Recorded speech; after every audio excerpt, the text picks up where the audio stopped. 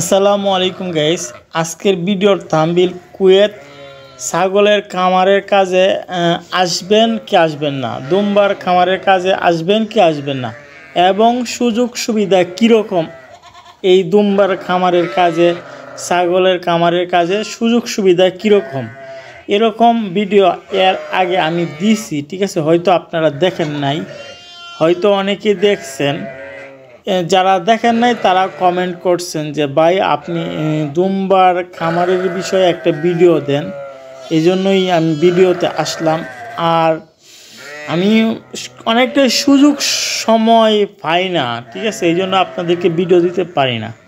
তো আজকে এই ভিডিওটা যারা ছাগলের খামারে অথবা দুম্বার খামারে কুয়েত আসতে আগ্রহী তাদের জন্য অনেক উপকার হবে।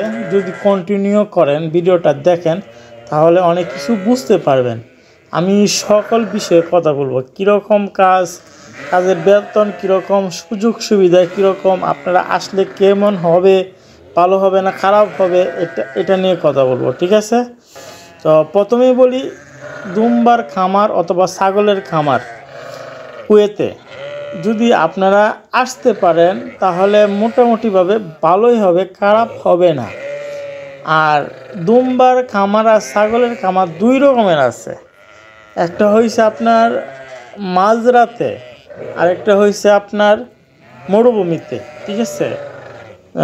যদি মরুভূমিতে আপনার কাজের বিষয় হয় এবং মরুভূমিতে যদি আপনি দুম্বা অথবা ছাগল লালন পালন করতে দেওয়া হয় তাহলে একটু গরমটা সহ্য করতে হবে। আর যদি গরমটা না সহ্য করতে পারেন তাহলে মরুভূমিতে আসার দরকার নাই। আর যদি আপনার মাঝরাতে আপনি ছাগলের খামার থেকে, দুম্বার খামার থেকে মাঝরাতে আপনার 50টা 60টা 70টা এরকম দুম্বা থাকে অথবা 100 এরকম থাকে। যদি মাঝরাতে আপনি বিষা পান যে মাঝরাতে দুম্বার খামার, ছাগলের খামার আছে, আপনাকে বিষা কেউ দিতেছে, তখন আপনি আসতে পারেন। কারণ মাঝরাতে কারেন্ট আছে, এসি আছে, সব কিছুই আছে, ঠিক আছে?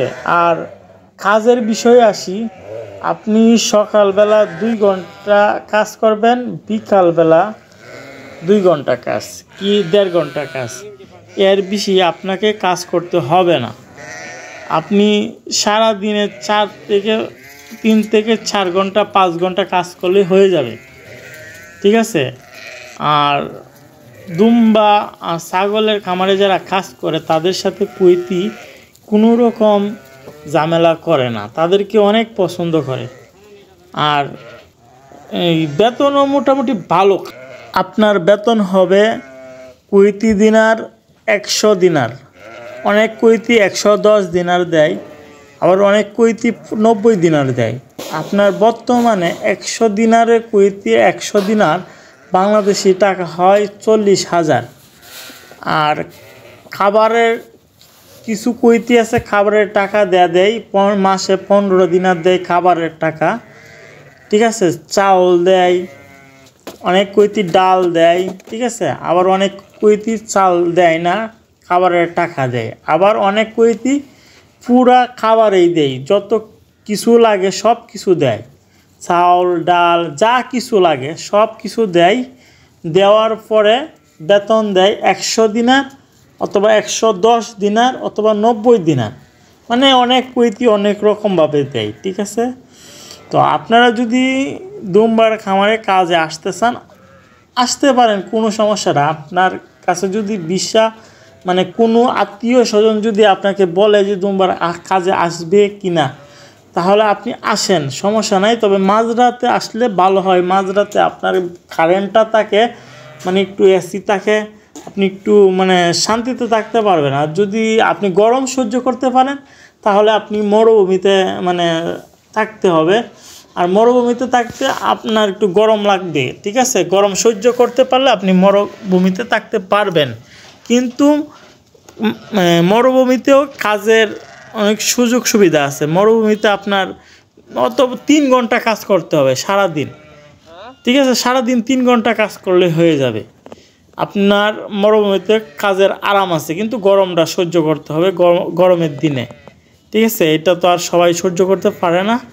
আপনি চিন্তা ভাবনা করে আসবেন। ঠিক আছে, আপনাকে যদি কেউ ভিসা দেয়, আপনি যদি কোনো রকমভাবে ভিসা পান, আপনি চিন্তা ভাবনায় আসেন যে ছাগলের খামারে অথবা দুম্বার খামারে কাজে আসবেন কি না কুয়েত।